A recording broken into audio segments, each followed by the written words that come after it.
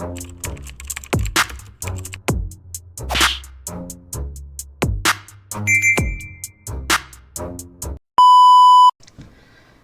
what's up mga kumag, I'm back ang inyong online judge. Walang iba kundi Judge Jinan. Okay guys, battle sa 1 minutes ulit. So bakit ulit? Kasi na-review na po natin ngayong gabi yung Eveready vs Carlito. Uploaded na yun sa channel natin. You can check it out. Habol natin yan sa month of July, which is our first or initial plan sa month of July is dalawang tournament at yung dalawang battle sa isa buhay 2015 at isang battle rather. Isang battle sa 2015, isa buhay, at isang battle sa 2016, isa buhay na hindi natin na-review since hindi nga hindi nga nangyari yung laban na yun. Kaya pinalitan sila ng bagong or parang pinagkampihan nila. Freestyle yung isa, tapos yung pinakababa natin nila is yung hindi sumipot na battle MC. So, di ko na sasabihin kung sino yon kasi ilang beses natin na nabanggit yon. So, supposedly ayun yung dalawang battle na ilalagay natin sa 30, 31 ng July. Pero 1 minutes muna tayo. So, sorry for the sudden change of plan.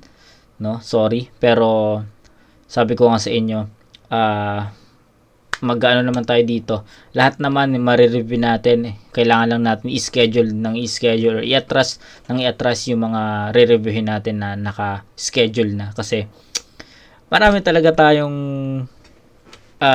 mga battles na exciting battles na ako personally gusto ko na siyang ma-review. So, isa yung Eveready at Carlito kasi sabi ko nga sa inyo, kung napanood nyo na yung battle na yun na na-review ko, sobrang sabog sa notif yung ano na yun. So, sobrang sabog sa YouTube channel natin yung notification na, boss, ito naman yung reviewin mo. So, siningit ko na right after the 2014 Isa Buhay Finals. Direkta ko na, yun agad. Ngayon, Supremo vs Philos naman tayo. So far, sa poster, ito yung pinaka main event. Ito sila yung pinaka nasa taas. Pero sabi ni Boss Arik dito, pang siyam na laban ng gabi. So I think hindi sila yung naging main event. Ang naging main event is sila Mzite at Carlito. No? Mzite, Eveready, Carlito, Sayad. Sila ang naging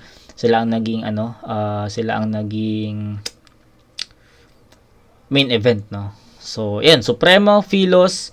Syempre, kilala ko na yung dalawang to. Personally, kakausap kami sa Motus, 'di ba? Mga Motus boys, tangin na. Philos, shit. Supremo, shit. Alam mo 'yon, kung alam mo, kung napapanood mo silang lumaban sa Motus, mapapamura ka na lang talaga na bakit sila yung pinagtapat dito. Kasi first of all, syempre magkagrupo sila, unknown, 'di ba? So sa mga nakasubaybay sa Motus, alam niyo magkagrupo yung dalawang to. Pero pinaglaban sila ni Boss Arik, and tignan natin, no, kung sino yung mananalo dito. Pero right after the event naman is nakita ko yung poster nito na natalo si Philos. So, let's see kung anong klaseng battle yung naganap, no? First time ko siya makapanood, isa rin to sa mga inaabangan kong battle dito sa 1 minutes, kaya let's go. Umpisahan na natin to. Ito dapat 1 minutes Luzon 2. Pakinggan natin. Nanalo ko ito si Supremo. Pinili niya mauna si Philos. Tigis sa minuto dapat 1 minutes Luzon 2. Pakinggan natin. Unang banat. Lagi na sinasabi sa laban, meron sa kanyang matututunan.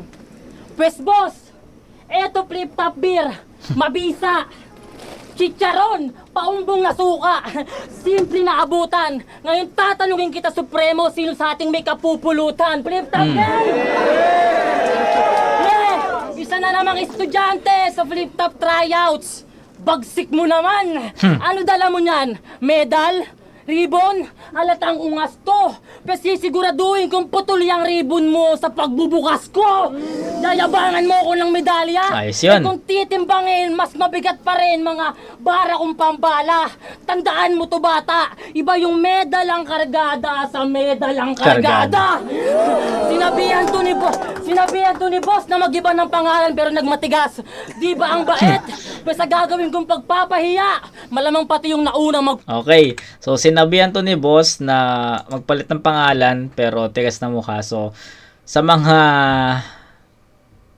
nakasubaybay na sa flip top simula siguro sabihin nating quarantine battles, 'di ba? So, meron kasing Supremo din na battle MC dati, no? Supremo meron din. So, siguro yung pinupunto ni Pilos dito. Tapos, kaya mo, natawa si Arik doon, no? Kasi, ewan ko, syempre, depende naman yun kung paano mo ma-deliver yun at kung paano mo mapapaniwala yung, yung crowd at yung nanonood doon. Pero, so far, totoo naman yung sinasabi ni Pilos doon na ang pinupunto kasi ni Pilos dito is yung may kapangalan nga si Supremo sa flip top. So, ayun yung pinupunto niya. Totoo yun, no? Na may kapangalan si Supremo. Pero di ko lang alam kung totoo yung sinasabi ni Pilos na sinabihan ni Ari. Pero for sure naman hindi, no? So, yun. Sinabihan to ni boss na mag-iba ng pangalan pero nagmatigas. Di ba ang bait? Pero sa gagawin kong pagpapahiya, malamang pati yung naunang magpalit. Meron kang kapareho, kadisenyo, kaya bakit Supremo? Parang malabo, malayo. Kasi paano ka naging Andres kung meron kang kabaro? Nung chinat to ni boss, tuwang-tuwa. Pabida! Yes, main event kami ni Pilos. Tanga! Kaya ka lang kinuha ni Enigma. Kasi sinabihan mong kalbo si Pibos, gago. Kinukumpal si Pibos, nag-rebelde kay M-Site. Boss, ingat ka dyan. Pagkat tumatak na sa kasaysayang natala, na kaya puro presidente tinitira, Bonifacio, anak bayan ka nga. Pag gusto niyang tawanan niyo yung kalaban, sasabihan niya ng wordplay pang probinsya. Wala ka lang tinama. Gago mahiya ka sa grupo nating inaangat mga Bisaya, tarantado. Total nandyan si Ter. Okay, kagrupo natin inaangat ang mga Bisaya. So, he's talking about 30. So, magkakagrupo sila. Pilos, Supremo, 30 at Calix. Yan niya ng wordplay pang probinsya. Wala ka lang tinama. Gago mahiya ka sa grupo nating inaangat mga Bisaya, tarantado. Total nandyan si Terdy. Calix, sagutin mo tong tanong sa harap na taong bayan na paano ka pa namin susuportahan at ipaglalaban kung ikaw mismo hindi nakasuporta sa aming pinaglalaban. Okay. So, ayan na. So, first time ko siya mapanood and I think yung mga sinasabi ko naman is pasok, no? Eh, sabi ko nga sa inyo, magkakagrupo silang 4 which is nasabi rin pala ni Pilos dito. Tapos, yung kay Supremo, 'di ba? So, yun, galing. Ang hirap i-judge nung round 1 ni Pilos pero I think kailangan muna natin mapakinggan yung round 1 ni Supremo. So, ayan na. Sa pagkakalam ko, nasubaybayan ko si Pilos sa Motus. At doon ko rin siya unang nakausap, no? Nag-comment kasi, nag-comment si Pilos sa review ko doon. So, di ko na maalala pero naging magtropa naman kami nito mga to nung bumababa na ako sa event ng Motus, no? Although kahit naman sa flip top, no? Pwede nyo palang i-check yung FB page ko na Judge Jinan. Andyan yung mga pictures ng bawat event na pinupuntahan ko o pinupuntahan namin. So, pwede nyo tignan doon. And round 1 ni Pilos, I think hindi ko pa mapa-power scale to. Kailangan ko muna siguro mapanood at mapakinggan yung round 1 ni Supremo dito para mabalance natin kung sino talaga yung lumamang at ano yung nilamang, no? So, yun. Set aside ko muna yung round 1 ni Pilos dito. I can't decide pa. Hindi ko pa alam kung ano yung mga dapat kong i-comment doon. Round 1, Supremo muna. Kasali tayo sa grupo ni Terdy. So, alam nyo yung tindi. So, alam nyo yung tindi. Kaso di niya sinabing may side effect, mawawalan din tayo ng pisngi. Kanyang sandata! Puro punto. Di marunong mag-technicals tapos flip-top na din next mo. Pisitong punto lang ng punto ay sa punto di diretso. Nirime niya yung kahit ibuhos mo yan par, sa mas graba. Punto, tapos punto din dediretso. Okay. Marunong mag-technicals tapos flip-top na din next mo. Pisitong punto lang ng punto ay sa punto di diretso. Nirime niya yung kahit ibuhos mo yan par, sa mas graba ako mag-construct. Gago ka man. Di na holo tawag dyan. Halo na yan. Tutok sa bumbunan, wala munang kaibigan. Kaya pag-igihan, tatamaan sa malayo tong dali ko malapitan. Di ba sabi mo dati, nasa anino lang kami ni 30? Inaneto ang galing. Nakikinabang kayo sa tree, tas makikisilong ka lang rin. Puro ako si ganto. Ako, narcissist. Yung utak ba empty parts? Ako yung binigyan niya ng phone, ba't ikaw yung nagsiselfie bars? Ooh. Sinabihan mo ako Ayos ng pabigat dun. sa grupo, pinapalabas mo sungay ko. dahil sa akin nagka-sponsor ka ng clothing. Tato, nakakaumay no? Ang galing nung pabigat, nagpagaan ng buhay mo. Tuyot din sa sunod-sunod na battle, sa akin magtitinuya. Putang sa ina. grupo, pinapalabas Shit. Ayos yung mga punto ni Supremo dito. Utang ina. musungay ko. dahil sa akin nagka-sponsor ka ng clothing. Tato, nakakaumay no? Ang galing nung pabigat, nagpagaan ng buhay mo. Tuyot din sa sunod-sunod na battle, sa akin magtitinuyan. Alam kong pigang-piga ka na, kaya ka nga ginigripuhan. Magpipredict ka na naman? Sige, magpredict ka lang sa maaari na dalin. Isa lang ibig sabihin yan, takot ka sa mga kaya kong gawin. Paano ang banat? Shit. Puking inan to. Bakit kasi hindi ko pinuntahan ng battle na to? Yung event na to. Siguro mas malakas to sa live, no? Pero so far, I'll go with Philos sa round 1 sa sobrang dikit na paghatol. Yung slip ups lang ni Supremo ang nagpalayo ng agwat, no? Kasi kung content yung pag-uusapan natin sa mga haymakers, sa mga punchlines, sa pagiging agresibo, energy, 'di ba? Same 'di ba? Same. Pero in terms of linis ng performance, malamang makikita nyo 'yon kay Philos 'yon. And I think ayun lang din yung pinaka-category na nakita ko sa battle para masabi kong kay Philos yung battle na 'yon. Ayun. Sabi ko nga sa inyo, ang lakas nung round 1 ni Philos na kailangan muna nating, ang hirap i-judge at kailangan muna nating mapakinggan yung round 1 ni Supremo eh. So, yung napanood at napakinggan ko yung round 1 ni Supremo, doon ko nakita yung difference ng overall performance nila. And ayun, round 1 pa lang ni Supremo, may slip ups na siya, and ayun yung masasabi ko na sobrang nakaapekto nun sa buong battle, kasi kung hindi nag-stutter si Supremo doon, malamang itabla yung round 1 eh. Pero what's done is done. Nagkamali na si Supremo sa round 1. I'll go with Philos sa round 1. So hindi na natin iisa-isahin yung mga punchlines or yung mga haymakers na execute nila, kasi para sa akin yung round 1 talaga in terms of haymakers, punchlines, energy, aggressiveness, lahat sobrang pantay sila doon. Sa linis lang talaga ng performance nagkatalo. So Philos round 1, 10-9. Time check. 1:02. Sino na tinatawag nito? Maghiribat pa sana ako, kaso hinahanap ka na sa inyo eh. Round 2 game. Pinakamalakas niyang laban kay Kalis. Tapos nun, pababa na yung performance, tila walang paglalaanan. Proud na proud sa tinapakan. Ulul, nakakaisa ka pa lang sa Bulacan, marami ka pang lubak na pagdadaanan.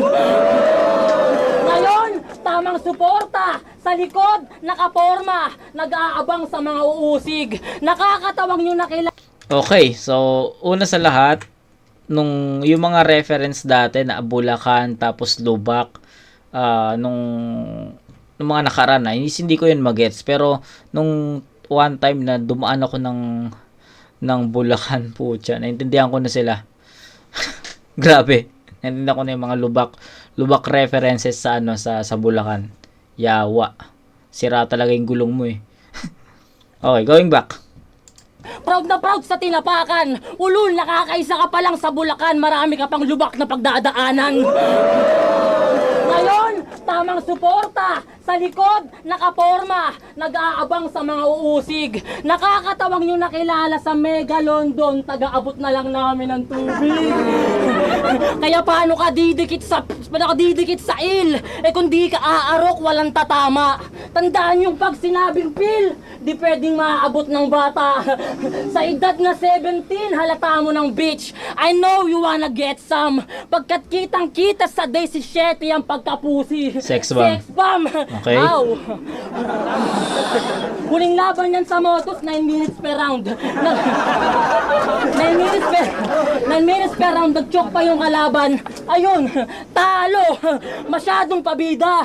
Kaya boss, ba't ka nagpasok ng minor sa liga na hindi nga manalo sa mga minor na liga? Magpasalamat ka! Meron kang kuya na nagtanim. Pasalamat ka, meron kang kuya na nagtanim. Kaya di ka napipituhan. Samantalahin mo yung lilim hanggang malaman kalaunan na pag wala na yung tree, wala ka na rin masisilungan. Kasi kung ako lang, di kita kukonsintihin. Putol yung sungay mo na ko. Kaya wag mo akong ikumpara kay Terdio. Alam mo, magkaiba kami ng bato. Ngayon ko puro workday lang dala niyan. Ako nahihingi ng pasensya. Patawad. Pero kung na-pressure siya at nagpakita ng bago sa akin, kayo dapat magpasalamat. Sa kasaysayan na dinala na itong buwan, Supremo, masama iyong lagay. Pagkat alam naman ng lahat bay, na si Bonifacio ngayong Mayo namatay. Palambanan! Okay, round 2 ni Pilos. Pababa yun, Phil. Yun, honest review tayo. Pababa yun, Phil. Nawala si Pilos doon sa, basta nawala siya doon. Nung nawala si Pilos doon sa isang linya niya, hindi na niya nabalik yung momentum niya doon sa early rounds, no? Early part ng round 2. Maganda sana yung start niya, no? Kung ano yung pinakita niya doon sa round 1, ayun din yung start niya sa round 2 eh. Kaso nawala siya dun sa gitna. Tapos nahirapan na si Pilos na iangat or bumalik dun sa pinaka-momentum niya. Ayun. So Phil, sorry pero bumaba yung round 2 mo. Pero so far maganda yung early part ng round 2. Pero pagdating sa late part, no, medyo bumaba yun. So, yun. Round 2 ni Supremo, pakinggan natin. Supporter yan ni Marcos at ni Sara. Huwag ka na magulat, nakagrupo ang nilaban at hinanay. Di ka pa nasanay kung yung sinusuportahan mo nga sila nag-aaway. Kaya bakit ito napain? Sight! Kung ganyan yung views niyang corning dude, suportado yung kamay na bakal nitong lumaki sa golden spoon. Wala daw siyang masamang tinapay kasi siya'y new breed. Rar! Pandebars! Tsaka ikaw lang yung matandang inaabangan. Hindi men, Ekis. Kung may inaabangan man kaming matatanda, Benji versus Dennis. Ba't ka ba kasi pumalag? Alam mo naman pagka-dope ko, bro, itong pilay na balian nung sa akin nakipag-toe-to-toe. Lumalaki na daw ulo ko. Bakit? Porket malalakas na humahamon, sinasabihan mong yumayabang, baka di mo matanggap na yumayabong. Yung kasabay mo mangarap na kasintahan, papunta sa Canada, lumisa na. Pangarap din nating dalawa makapag-flip top. Yung andaluhiya, nakita ba? Sa kasama mo mangarap, palaging may iwan ka. Sedula sa Supremo, kaya mag-ingat nga. Last battle mo na to kahit umiwas pa o wala ng pilos-pilos. Ngayong pilas na! Check! Okay, so ganun din. Ganun din yung, so I think round 3 yung magiging deciding round natin sa battle na to. And yung round 2, ganun din yung naging story. Nagkabaliktad lang. Si Pilos naman yung nagkaroon ng stutter dito at naging pababa yung energy niya from second half ng round 2 pababa hanggang dulo. Kung kay Supremo naman, consistent, no? At naging malinis naman niya naitawid, no? Malinis niyang naitawid yung round 2 niya. Walang slip ups, walang stutter. Kumukonekta pa rin kahit papaano yung mga punchline. Pero kung ikukumpara natin yung round 2 ni Supremo sa round 1 ni Philos, powerful pa rin talaga yung round 1 ni Philos doon. So, in short, round 1 ni Supremo, bigyan ko ng 9 points yon. Then kay Philos naman, sobrang laki ng binaba kasi yung buong second half niya kasi talaga matamlay. So, sayang yun, Phil. Bawi sa round 3. Pero yung round 2, bibigay ko yun kay Supremo sa score na 9-8. Consistent si Supremo dito, unless or regardless, no, sa mga nangyari. Pero in terms of punchlines, energy, Supremo yon. Kay Philos, bumaba nawala yung momentum, no. Pag nawala ka talaga sa momentum, ang hirap nang ibalik talaga. So yun, 1 Philos yon, 10-9. 2 Supremo yon, 9-8. So score is 10-9, 10-8, 18, tapos 9-9, 18. So yun, tabla 18-18 to. Round 3. Round 3 game. Philos mode. Sinabihan niyang walang kwentang ama si Nego kasi di makapag-uwi ng pasalubong. Nakakahiya namang nanggalingan sa batang inaasa lahat sa sponsor. Ultimo pamasahe, pangkain, damit, pangbaon. Iba't ibang tao nagbibigay sa bata na to. E di ganyan din pala tingin mo sa magulang mo kasi di nila ma-provide lahat ng yan sa'yo. Masakit! Silta pa niya si Blizzard na maliit yung sahod. Kailan ka ba magbabago? Namumuna lang kita itong di man lang namin makitang magtrabaho. Gago! Shit! Kaya sa mga nag-aabot, magpakamagulang. Huwag niyo hayaang umasa sa hintay to. At tandaan nyo na hindi lahat na hinihingi ng bata ibibigay nyo. Ano? Deserve mo tong slot? At sa flip top makinabang, kung yung niyayabang mong karera, ibang tao na hirapan. Habang kami, malaki na paluwal, gumastos ng kapital para lang masubukan. Kaya anong karapatan mong makiparte sa tinubo kung hindi ka namuhunan? Alam kong pangarap mo to, pero bata ka pa. Marami ka pang pagkakataon. Kaya mas deserve to ng mga makatang dekada na hinihintay na panahon. Pero ngayong, ikay sa flip top na katungtong, meron akong dalawang inaasahan. Una, tatanggapin mo yung mga sinabi ko o mas lalo kang yayabang. Boss, di ako nagpigil, kahit kapatid. Yon, kahit kapatid, tinaste kong gumawa to. Ngayon isipin mo na lang, kung iba yan, ano pang magagawa ko? Paslit lang. Okay. Strongest round ni Philos, round 1, to be honest. Para sa akin siguro sobrang naka-apekto yung round 2. Nawala kasi si Philos sa round 2 eh. So feeling ko lang sa ano ko lang, kung paano ko lang napanood, feeling ko naka-apekto yon kay Philos. Kasi pagdating sa round 3, yes, okay yung yung start, pero parang hindi na siya ganun ka confident na ispit yon. Ano yung pagiging agresibo, pero parang may doubt na siya, no? Para sa akin lang naman, parang may doubt na siyang ispit yon kasi parang iniisip niya na maging effective ba to or what. Parang ganun na yung tumatakbo sa isip ko na napapanood ko kay Philos. So yun yung ano ko, yun yung take ko doon. Round 1 strongest niya yun. Akala ko magtutuloy-tuloy yun na magiging tuloy-tuloy na 1, 2, 3 magiging ganun, pero wala sa 2 nawala, sa 3 hindi na bumalik yung momentum. So that's it. Round 3 Supremo. Kung iba yan, ano pang magagawa ko? Paslit lang ako sa motos. Ba't nawala na angas at kulit? Puta, dinadaga ka agad dito sa maliit na buguet. Kita ko nervous mo, big brother. Pitpit at madudurog. O itong kinukuya ko'y manginginig yung tuhod. Nakilala ka lang dahil sa adik na si Terdy.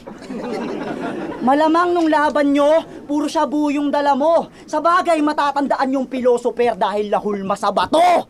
Naghahangad ng TF. Naghahangad ng TF, gusto lagi may return. Yung investment, ito'y tatatak sa bungo mo. Sakto, nakapana, ROI, nasa ulo. Sabi niya, oh, ako yung chess piece na mas classic pa sa Tetris. May chess piece ba sa Tetris? Basta may mamulti, di inayos-ayos man lang. Di na mapuntosan yung Tetris, kaya pinagpatong-patong na lang. Masisira buhay mo sa akin, boy! GG! Sa mukha tong angarat, di makukuha ni Phil! Win! Kahit sugal mo pa lahat! Idol mo si Delo at Santo? Paka-Hasselgaw! Santo na sugarol, ano yan? Scatterhouse? Mababaliktad na yung senaryo pagkat napamalas na yung skill na bata naman ngayon yung manglalaglag sa pil.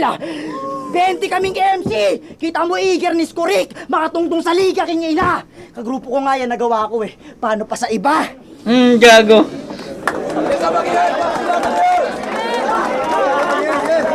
Gago para sa Ender. Nagkataon para sa Ender, gago. Ang lupit ah. Pil! 20 kaming MC! Kita mo eager ni Skurik, makatungtong sa liga king ina! Kagrupo ko nga yan nagawa ko eh, paano pa sa iba? Gago. Gago para sa Ender. Ang galing. Nagkataon.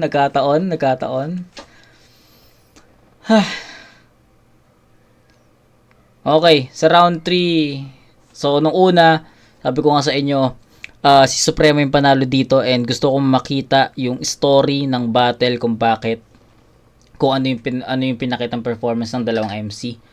And so far, na convinced naman ako na kay Supremo yung battle kasi pares sila may stutter, pares sila may choke, pero naging iba na yung take ng naging iba yung take ni Supremo dun sa choke na yun, iba yung naging take ni Philos sa choke na yun, no.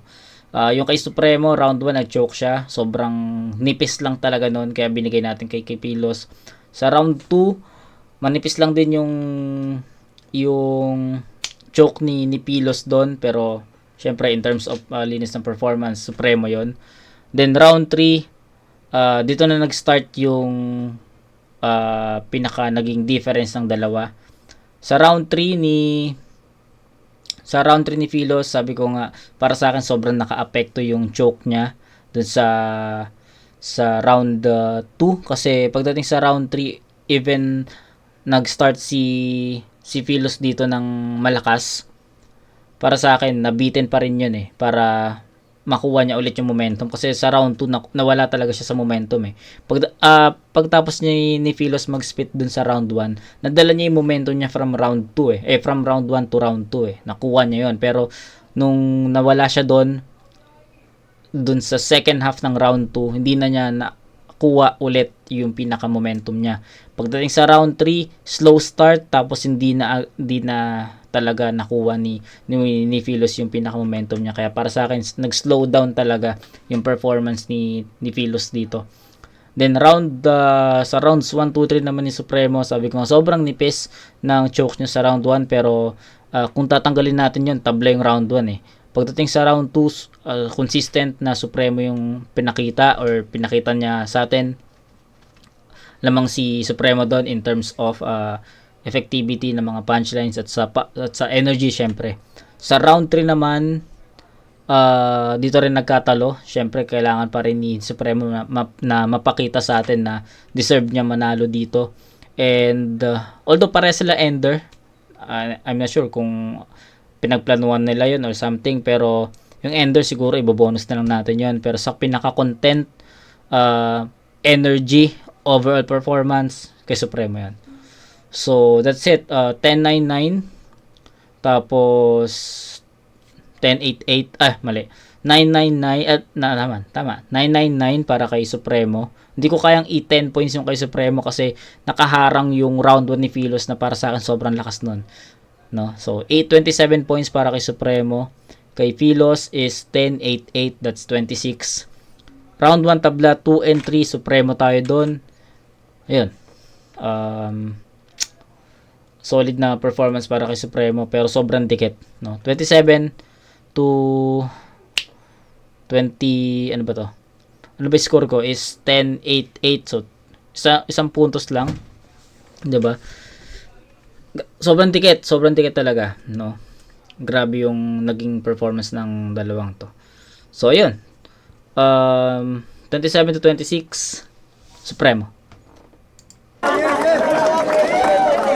1 minute Luzon, 2 Supremo versus Pilos. Pero I think dikit to na judgment 2-1. Kapag 1 minutes kasi tatlo lang yung judges eh. So para sa akin 2-1 to in favor of Supremo. At hindi na natin mapapakinggan yung mga judges dito, sayang. Mag-guess one best para sa kanilang pareho at para sa laban na yun. Solid yung laban na yun. Ang boto ng Horado, 3-0. Magiging Ay gagi 3-0. Gagi 3-0. Okay. para kay Supremo. Shoutout. Yun, shoutout sa Unknown, salamat sa Motos Battle kay Kuya Sight, maraming salamat. Wildchild Apparel, Damik Tattoo, kay Jimboy, kay Kuya Jasason, sa Wildchild Apparel, sa Travis Clot, basta sa buong Motos family, pasensya na sa mga di ko na shoutout, nabura yung notes. Sa pamilya ko, sa akin Marjorie. Lagi. Okay, so di ko na-expect na magiging 3-0 yun. Kasi sa judgment ko is sobrang dikit nun. Pero that's it. 3-0 Supremo. Pero para sa akin, kung ako yung tatanungin, it's a 2-1 in favor of Supremo. Siguro, parang ang pinupunto ko is may makakakita ng may makakitang isang battle MC na ibibigay kay Pilos, parang ganun. Pero yun, 3-0. Okay naman yun para sa akin. Supremo talaga yung battle para sa akin, rounds 2 and 3, Supremo yan. Pero sayang, wala tayong maririnig na judgment dito. So yun, kita-kits tayo ulit. Tapos na natin yung yung month ng July. Pero tuloy pa rin natin yung 1 minutes hanggang sa matapos natin yung mga uploaded na 1 minutes sa yung Luzon lang muna. Yeah. Kita-kits tayo sa next na review video mga kumag. Peace out.